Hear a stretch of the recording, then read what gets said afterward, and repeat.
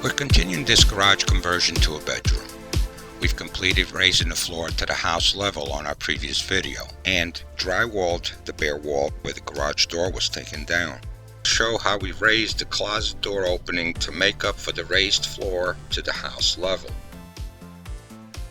We will show how we installed vinyl plank flooring to the raised floor. In today's video, we will show how we cut and installed baseboard moldings to the new raised and planked floor. The main tools for this project are a miter saw that makes installing baseboard moldings much faster and precise than using a miter box with a handsaw.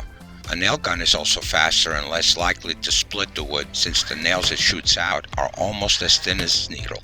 A tape measure, a pencil, a caulk gun with caulking of course, a sponge, and a bucket for water to rinse the sponge.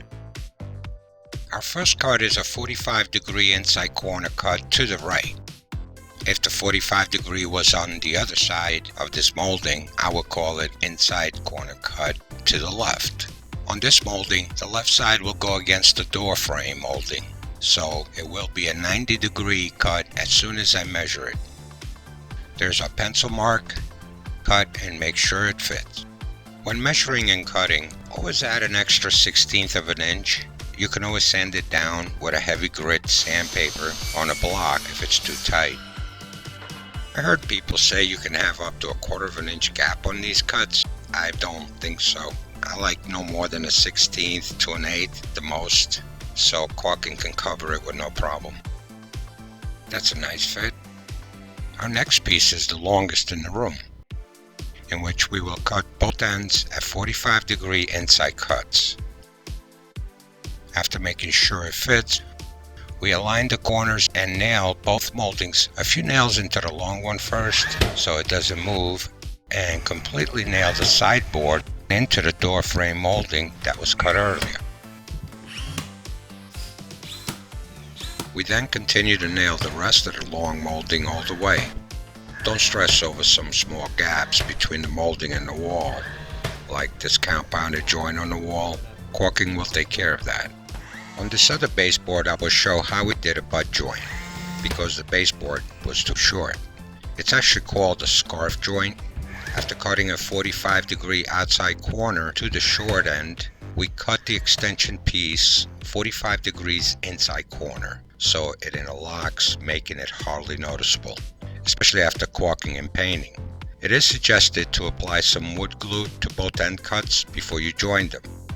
The sun cut on this baseboard is 90 degree because we're not wrapping around this closet opening to be able to install sliding doors later. But we will put 1/4 round moldings in which we will get to as soon as we finish with the baseboards. We measure the baseboard on the other side of the closet opening and end it the same way at 90 degree. Cut the size, make sure it fits, and nail it in, and go on to the inside of the closet.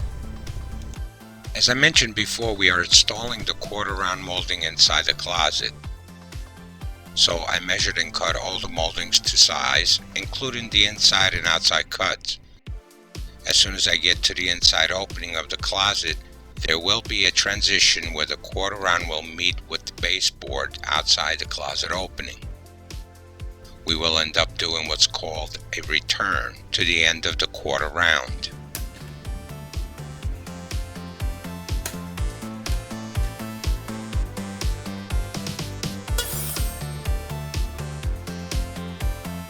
When measuring these short moldings, always keep in mind to use leftover moldings. Just bring it up there and just mark them, and always mark the 45 angle cuts the directions you need to go so it doesn't get confusing.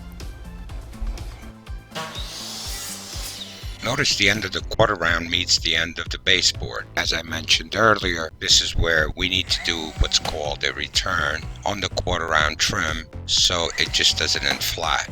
It looks kind of awkward. This is one of those rare times when installing moldings you may get to the edge of the wall and not want to continue wrapping it around the corner. In this case, it's because we have a different baseboard. After a half a dozen times, I finally figured out how to do this. Let's go to the miter saw and we'll do an example. So we will make a 45-degree outside cut at the end of the piece to be capped, and then cut another small piece at 45 degrees with a 90-degree at the other end, as if you were making an inside corner cut. Then the end of the piece will be capped off nicely at the end of the wall. Here we go. We start with setting up the miter to 45 degree to the right. Then with a 90-degree end, you place it in front of the 45 to be capped. And here is where we'll be clear which way to cut the cap. It can be a little confusing for us that don't practice this often like the pros. So take a pen or pencil and mark which way your cut will be. Not measuring, but just the direction of the cut. Then aim the blade off the corner carefully and hold it in place. Then cut and go chase the flying cap. Seriously, wear glasses when cutting with anything, because these little pieces especially, they could go flying. But here it is. If needed, just sand the edges to get a better fit. Once it's caulked and painted, it will look like a factory mold. Now all we do is put a small amount of glue and carefully nail it. If it's a small piece, use wood glue to secure it to avoid breaking the piece with brad nails. And here's the other side of the closet opening. So we're finished nailing all of the moldings, and we go on to caulking all of the joints.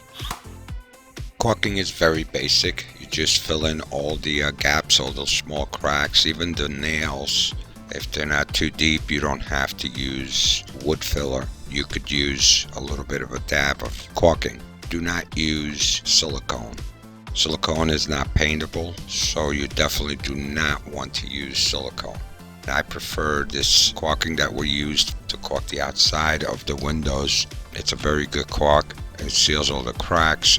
It does a good job in filling in the gaps I mentioned. You definitely want to put a bead of caulking underneath the molding as well, between the floor and the molding itself, because you don't want dirt to get in there and you don't want bugs coming through there as well. You want to seal the room as much as possible. Another great thing about this caulking, it can easily be cleaned. Just keep a damp sponge around. A sponge is your friend all the time, because I make a mess with caulking. That's something that you can wipe right off as long as you don't wait for it to dry.